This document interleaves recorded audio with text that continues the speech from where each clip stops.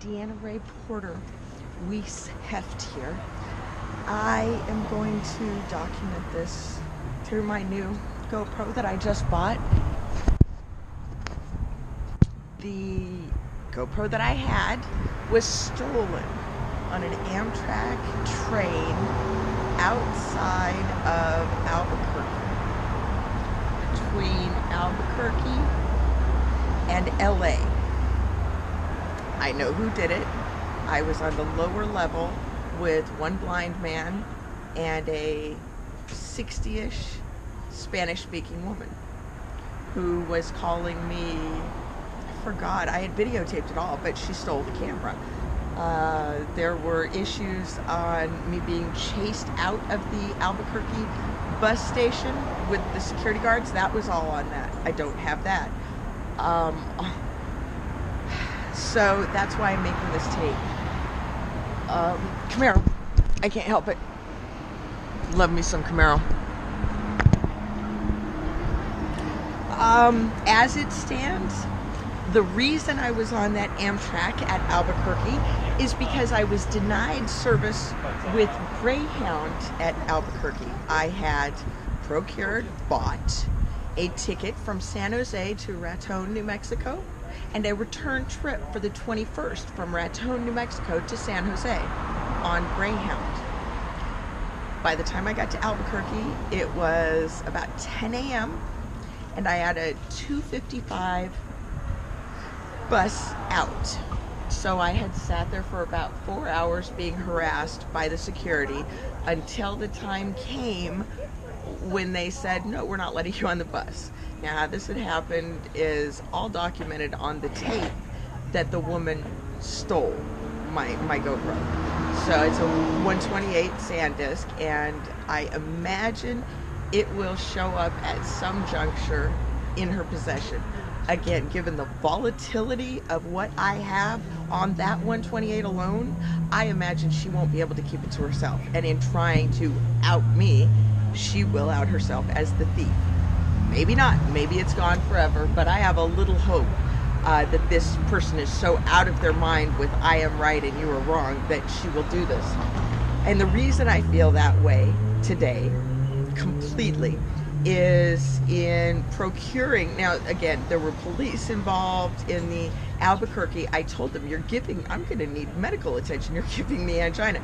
So they determined that they would call 911. And while they're jockeying around me, talking about me, they never talked to me. And I finally got the phone and was able to talk to the paramedics, the fire department, as opposed to the police, if you will. And I said, I'm having angina. They're not going to let me on my... So the police came, and I had left. I was chased off, so I was just around the corner, crying, sobbing, uncontrollably sobbing. Again, I think I've had a breakdown between here and there, because it gets worse from there.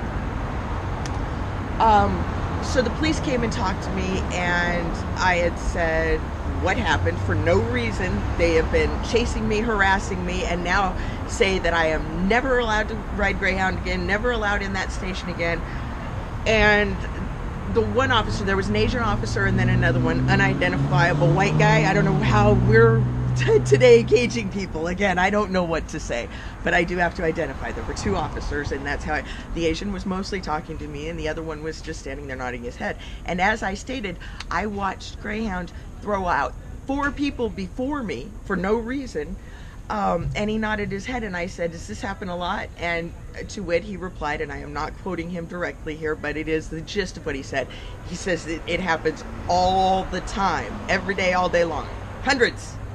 So it made me think. I actually woke up this morning thinking, is it to cut when they don't have enough seats? They just get rid of the white people? Because what I saw were at least 20 illegals that they were transporting, and they were telling us to get out of the seats while on the bus to make room for their families have to sit together. So again, I do believe and will contend that it was a racial thing. Those people in Albuquerque were just walking around me, staring at me, and the way I dressed, I looked like a hobo. So they didn't like what I looked like. I looked like a homeless white woman, and they're all fuck her, just simply. So then what the police told me was, okay, so the security, if you will, this is an Amtrak and a Greyhound area. So the security would be neutral and for both.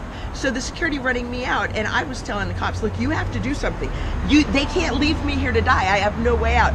And the cops said something to the effect about go to Amtrak. And so realizing that the security was the same, I had no problem going back with the police telling me this. So I went to Amtrak and just said, give me the next train out. I don't care which direction it is, to the next stop. So what that was Gallup. So when I got to Gallup, there was no train station. So there I was. By that time I was completely exhausted and couldn't speak. I was sobbing to the point, I believe I had a nervous breakdown. I laid on the street of Gallup for 2 days until I was able to get up and wait for a train to come by and hope I could get on.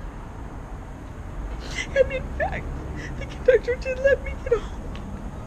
When I showed him I had money, and I paid the $169 to get to LA, and then I would have to deal with LA when I got there.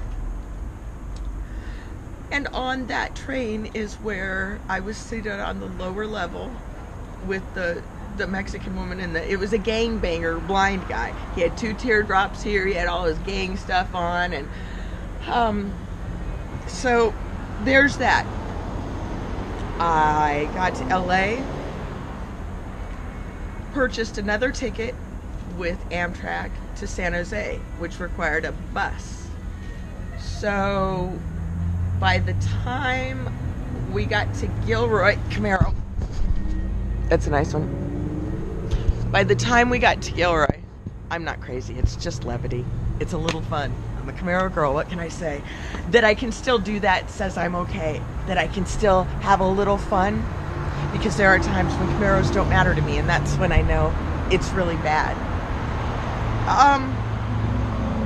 So, and by it, meaning my emotional state, stability, my dead-on focus to whatever the problem is, rather than addressing my life in a normal fashion, if you will, like this. By the time I got here, I had so much to do. I can't deal with my life being back here because I have to deal with all these issues, days worth of issues. All right, so the Silverado bus line that Amtrak contracted with, by the time we got out of Gilroy, I had moved to the back to lay down, not moving any of my belongings, just myself, because there was no more than 10 of us on the bus. It seats 50. So there was no reason to. I didn't want to go through it. This is good. Let me get a little nature. Look. Hummingbird. Ooh, hey. They don't like the camera either. So I start hearing, you know, I love my Rancho Grande. I start hearing Spanish music. And again, I say this in jest because I have to keep some levity, or I will just stroke out. My brains are going to explode out all the orifices of my head. Maybe a couple out, I don't even know where they're. So, I start hearing this music and I say, turn the music off. It's just pretty simple. To it went off for a minute, then it came back on. And I said, come on, turn the music off. To it, the Spanish speaker said, fuck you. And I said, excuse me? And he said, I'll turn it off when you quit drinking. I had just puked in the toilet. Now, mind you, I made it. Swallowing vomit as it's coming up down the aisle to the bathroom because I was sitting in the front. That's one of the reasons why I went to the back to lay down. I haven't eaten in days. I haven't slept. I have not been taken care of because I've been treated like a piece of shit dirt over these illegal aliens on this trip. So, in walking by, in getting up to walk by him, I see he's got a big beer in his lap. Big Sierra Nevada is what it looked like to me, and in fact it was. So, I tell the bus driver, that guy back there is drinking. So, he gets up, goes to the front, drops his beer. full beard all over the bus. So he's sitting, the driver says, here, sit here with me.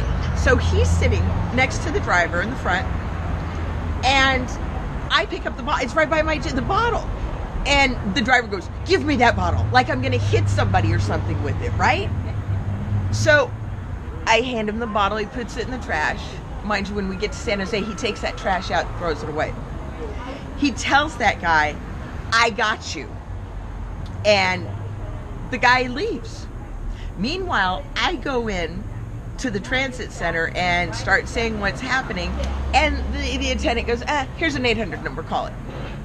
So I, in attempting to explain to him the severity of this again, here comes the driver up, who should have been gone, and starts screaming, she's a racist, she made racist comments. That's all that matters. And you should have seen the look on this agent's face. He went, well, I won't talk to you further. So I just turned around and left.